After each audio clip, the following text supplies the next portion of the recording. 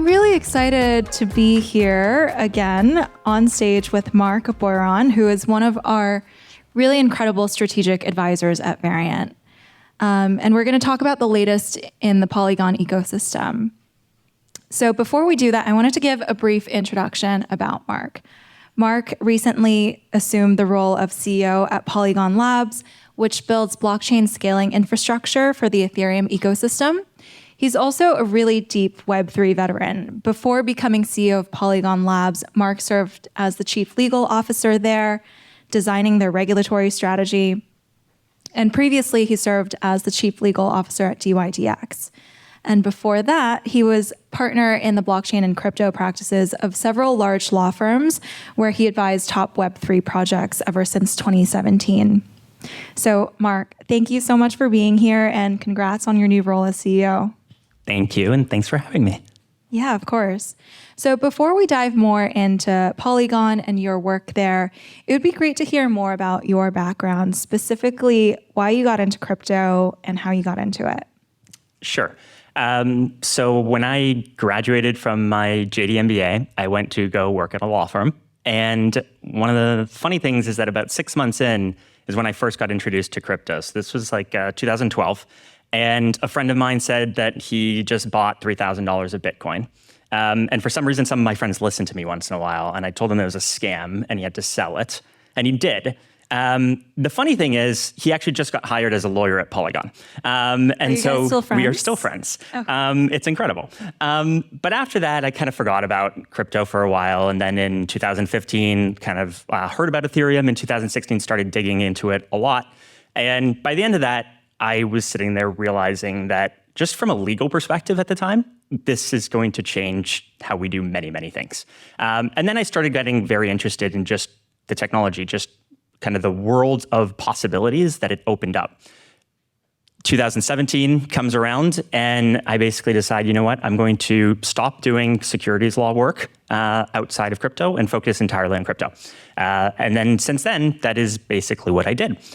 2019, I still remember January of 2019 working 20 hours because there was no crypto work to be done. Thankfully, I ended up meeting one of the other wonderful strategic advisors of Variant, which was Jake Chervinsky. And he was at Compound at the time and decided to give me all of the legal work at Compound. And I had the pleasure of writing hundreds of pages of memos for Jake and actually getting to understand the technology in significant depth, as well as all the legal issues. And fast forward a few years after that, worked for dozens and dozens of DeFi companies and protocols, and eventually funds as well, and had an opportunity to do the legal work there. After that, I went to DYDX, and at that point in time, I basically decided I love DeFi and I want to spend a lot of time on DeFi, even more than I had. And so I spent the time at DYDX. After doing all my legal thinking that I could possibly do, I said, you know what, I can't do any more in DeFi. I need to find something else. And the Polygon opportunity came up. And when I looked at that, I basically saw the biggest ecosystem that really existed, and we'll get into this, in my opinion, in crypto at the time, and I thought there's no better opportunity than that. Once I got there, one of the things that I kind of had the pleasure of doing is actually spending a lot of time with all the business teams at Polygon. And once the founders decided that they wanted somebody who had kind of deep Web3 experience to take over the CEO role, I got a chance to do that. Yeah, that's quite a career. And I've often remarked that you've had this like really meteoric ascent in Web3, which is incredible to watch. I didn't know that it began with convincing your friend to sell his Bitcoin and probably depriving him of like $1 billion. I think it was something like that. I calculated at one point and I felt pretty bad. Well, we're glad that you're a believer now. That's super interesting. So turning our attention to Polygon, I think a lot of us know Polygon from all of the headlines that have appeared in the news over the last couple of years. And Polygon is well known as the ecosystem that has catalyzed a lot of mainstream adoption through its partnerships with well-known household brands like Reddit and Disney and Starbucks. The Starbucks loyalty NFT program is powered by Polygon. But you're currently going through this evolution in the vision and the strategy, right? So before we get into the what of Polygon 2.0, I would love to hear from you about the why. Why is it evolving? Yeah, it's a good question. I think one thing that you learn very quickly in Web3 is the need to evolve all the time, right? The market is changing all the time. And when we go back to the times when we were very, very focused on these big brands, it was a time when the big brands were very, very focused on Web3. Interestingly, they still actually are much more interested than you would expect in this bear market, but it's not the same thing as it was then. And when you get into like more of a bear market, what you realize is you got to get back down to like the roots of your community. And a lot of that ends up being kind of the Web3 kind of natives. And so that's something that we realized was really important to do kind of at this time. But that's really the, let's call it like the application side of things. But there's another side of it, which is really what we focus on, which is the infrastructure. And when we think of like the what for Polygon, what we think of is the need to provide decentralized infrastructure that is scalable for the entire world. If you think of the internet, we have an internet that we think of as being kind of like one internet, one global kind of unified internet. And you don't really think of like limitations on like scaling the internet. You're like, hey, if I need more room for whatever I want to do, I just scale. But if you look at blockchains right now, that's really not actually the case. And so from Polygon's perspective, we basically think that we need to bring the exact same kind of vision of the internet to blockchains. And so that basically means creating a set of blockchains that are unified and that they can be used as one, but then they're infinitely scalable. And when you look at things like kind of, we call them like monolithic blockchains, right? So like Ethereum, what you get is something that is unified, but it's not actually really scalable. And there's a lot of debates on could you ever actually scale one blockchain in that way. And the reality is decentralization means that you actually don't have computers sitting in the same place when you're talking about a blockchain. And then there's this thing that's called physics, and there's this thing called speed of light. And eventually what happens is that if you've got enough decentralization, i.e. computers in different places, it's only so fast that that thing can possibly be. And so from our perspective, we're saying, okay, well, we got this really good secure thing called Ethereum. We need to build something on top of it that can actually be fast, which means it's going to be less decentralized than the Ethereum thing. But it's going to provide the speed that Ethereum ends up not having at a lower cost than Ethereum has. Right. And I really like that contrast between the way that we currently interface or think of the internet versus the way that we currently use blockchains. And one of my other founders recently described using crypto to me as basically like putting the onus on the user of deciding which computer chip they need to use. Like that's something that we never have to think of when we're using the internet or using a computer now, but we're exposing the guts of the system to users in crypto where they have to decide to choose which L2 to use in their wallet and switch between them. It's akin to switching consciously the computer chip that you're doing the computing on. And so it sounds like this vision of Polygon 2.0 is going to enable a much more seamless experience for users where it's just scalable and it just works. I would love to hear you unpack the major components of Polygon 2.0 and what it enables and how, and what does it actually mean for users and developers? Yeah, I think it's one of those like crazy things that you were touching on, right? There's this idea that like you're using these blockchains and they all actually have different like features. They feel different. They are different, and therefore there's different risks associated with each of them. That like we live in a world right now where we actually have to like look at every single blockchain that we look at and be like, hey, what kind of risks are associated with this? Which really isn't like a viable like long-term future, right? And so we need a viable long-term future, and that's really what I think Polygon 2.0 is doing. And there's basically three components of it. You can think of it as the chains themselves.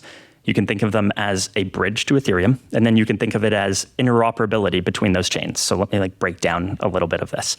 So we've got like the chain development kit. This is basically a kit that allows anyone to launch a blockchain on top of Ethereum. It's something that is kind of very easy to spin up, and anyone can spin that up with probably, I think there's literally some company that's done it in like 10 minutes before. Obviously, depending on what kind of infrastructure is going to sit around it, it might take more time. But you've got this chain. And then basically say, okay, cool, you've got a chain alone, but that doesn't really do much. You actually need a chain that is going to be secured by Ethereum and that you can actually relate kind of to other chains. And so we built a bridge. We refer to it as the LXLY bridge. It's not actually the best marketing ever. And basically this LXLY bridge is the way that the blockchains connect to Ethereum. But what they also do is they all plug into the same bridge. And so when you spin up a CDK chain, or even existing chains like Polygon POS or next year, and then Polygon ZKVM now, you can send a message through that bridge, it goes to Ethereum, and that message can then be sent back to another chain. So that bridge is what actually allows for eventual kind of interoperability and a unified feel for the entire Polygon set of chains. But what's missing there is that when we do that, that ends up being expensive because you're going back to Ethereum every time. And it also takes a lot of time. And so that's where the interoperability layer comes in. Something that we'll be releasing middle of next year. Effectively, what that allows to do is instantaneous transactions directly between the chains. Without getting too technical about it, basically what it does is it says, hey, we trust the technology that each of these chains are using because they're all using the same one, this Polygon CDK prover that comes with it, the core of like the zero knowledge technology. And because of that, we can trust what is actually being created by each of these chains. So every time you transact and create this proof on this one chain, we can actually assume that it is valid and it is good, and therefore allow for instantaneous transactions with any other chain that also has one of these proofs. And then eventually, they take those proofs and they go back to Ethereum through that bridge, and you have a finalized transaction. And so those are like the different components that end up bringing the kind of unified and kind of instantaneous feel to Polygon chains that ends up being multiple chains that you can spin up infinitely, so it's scalable like the internet, and then it gets unified through this bridge, and even more unified and quicker through the interoperability layer. Yeah, that's super interesting. We just heard this talk from one of our investment partners, Alana, about advancements in ZK research and the types of applications that get enabled through zero knowledge. And it sounds like that is a fundamental part of how this kind of scalability and interoperability is enabled. Is that right? And can you sort of unpack the technological advances that are making this vision possible? Yeah, that is right. The core of kind of everything that we build is based on zero knowledge technology. We acquired two separate companies in 2021. Both of them, one of them focused purely on ZK research, and they're the ones who have written the open source software Plonky 2, Plonky 3 that are used by almost everyone in the ecosystem that is working on ZK technology. And then we acquired a second company that is more like a production-focused ZK team.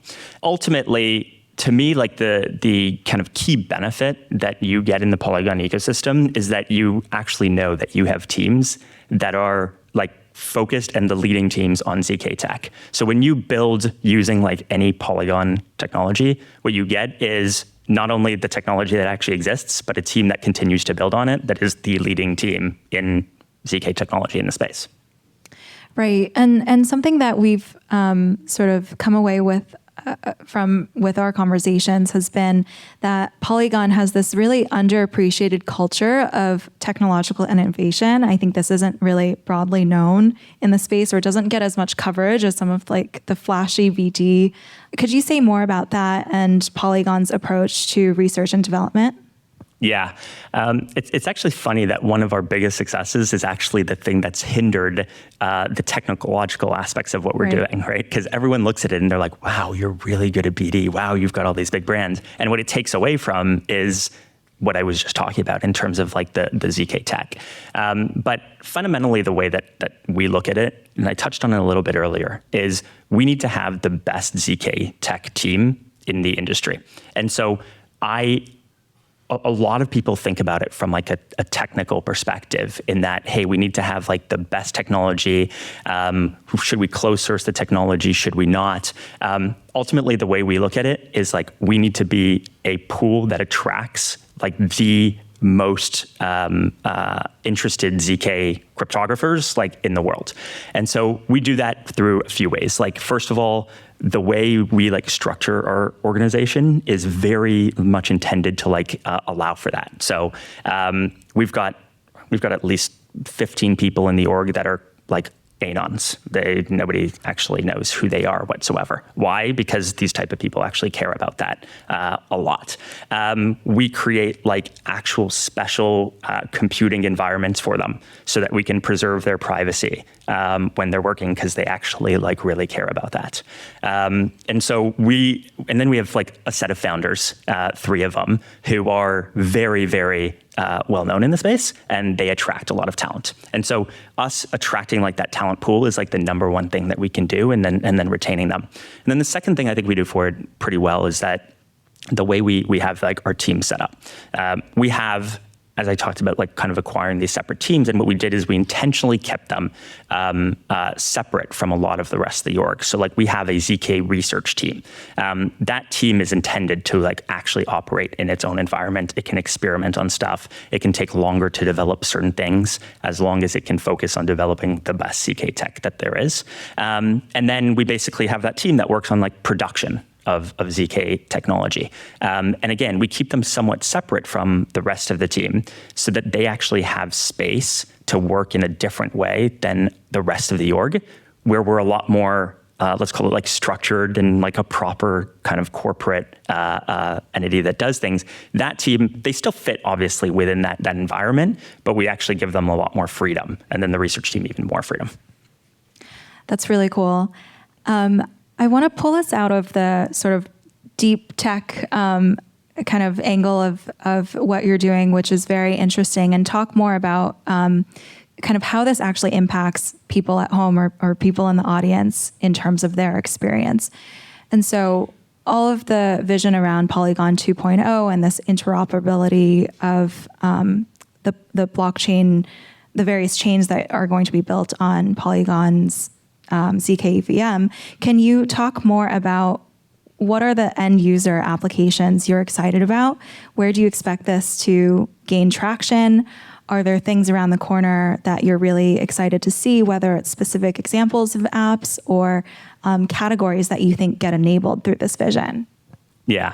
I always have to break this up between like Web3 like native and then like non-Web3 native, because the reality is when we look at like what is it that's actually taking off today, like what is it that people are using a lot? What's the Web3 native application? So this makes sense. Like any new space, you've got the people who really care about it, who are early adopters, who are using it, right? So not all that different from other ecosystems when we look at like what are the big applications getting used. I think we've had probably somewhere around like 2.7 billion transactions on Polygon chains.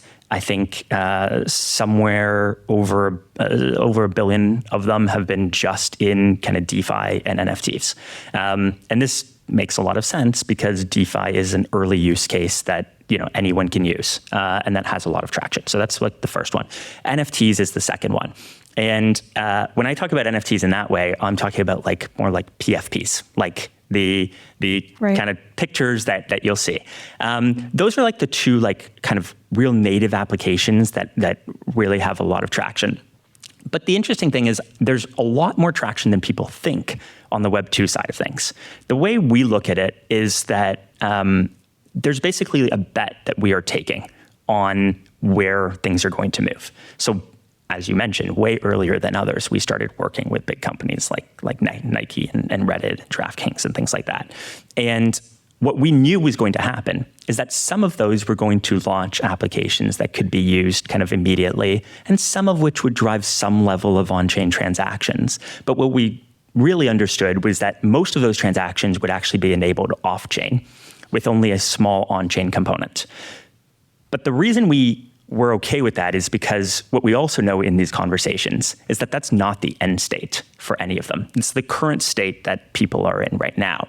When we look at like where things are moving, so a good example of this was we did a deal with Lufthansa recently. And when we talk about like what are the big areas that are going to be interesting outside of like Web3 natives, loyalty points. It's like everybody, like literally every big brand is interested in putting loyalty points on chain. And so Lufthansa is working on doing that. And the interesting thing about Lufthansa is their loyalty points are not being constrained in a small environment. They're actually creating a marketplace that is going to be an on-chain marketplace where people will actually be able to transfer and trade these loyalty points. That's something that, like, if we went back like 2 years ago, I would not have expected that, like, by now we would be seeing that. And so loyalty points is one that I think that when one big brand like Lufthansa ends up doing that, you end up seeing others who are going to adopt that. And we have like a lot of conversations going around that. On top of loyalty points, I think the other one is gaming, and you hear this all the time. And it's an area where we spent a lot of time. And we haven't really seen the outcome of that yet.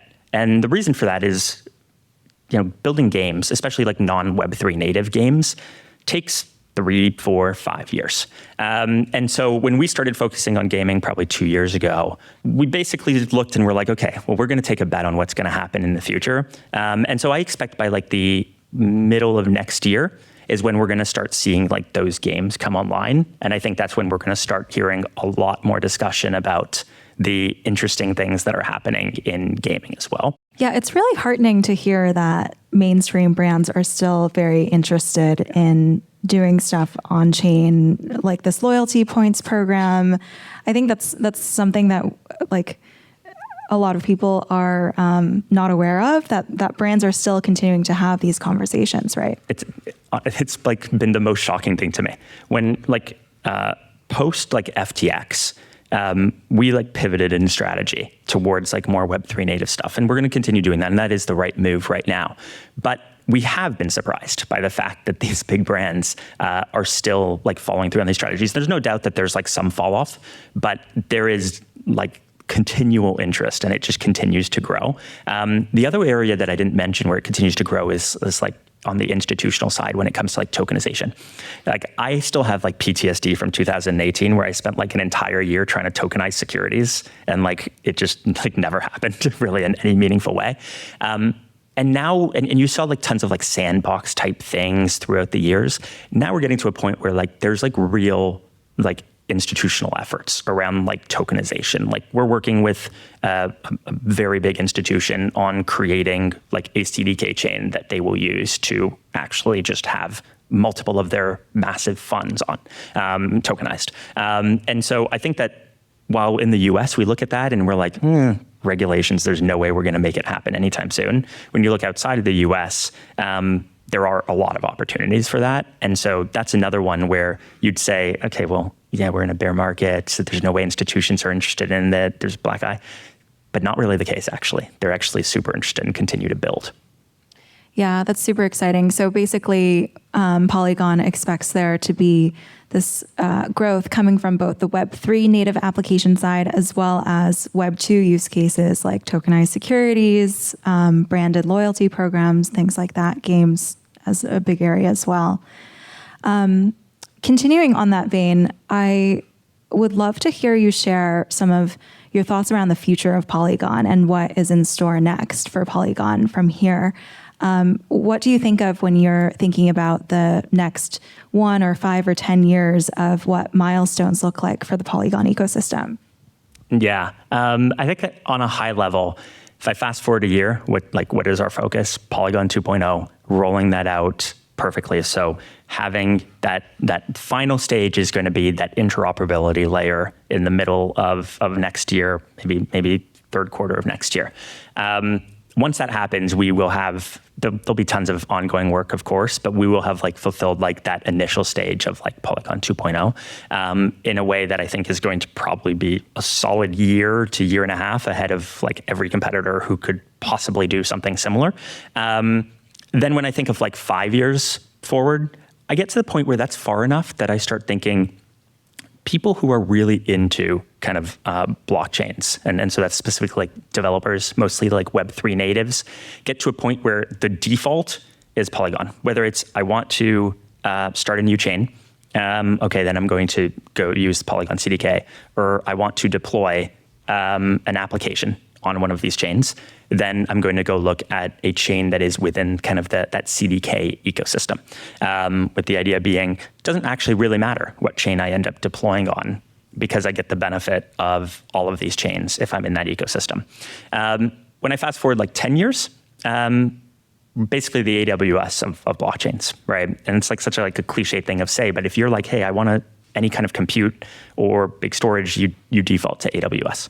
And everybody defaults to AWS, basically. And so what do we want? We want people to default to any Polygon application. And it doesn't matter whether you're talking about Web3 natives or big brands, governments, that everybody says, I want to use the Polygon technology. And what version of that, what flavor of that is going to be different depending on what they need, but it'll all be part of that Polygon ecosystem. The AWS of blockchains, love that vision. As we're nearing the end of this conversation, I would love for you to close us out on a note of hope. And in particular, I would love to hear, Marc, you describe what makes you optimistic about the future of crypto. I'm going to say the most cliche thing possible. The people. And I really mean that. It doesn't matter like what industry you're in or what you're building. It all comes down to like the people that you're building with. And it's not just that comes across like many things. When I describe like what is Web3, I always say it's three things. It's the technology, it's the community, and there's a financial aspect of it because you need it to secure networks. And I think the technology, we literally have the smartest people in the world that is working in this space.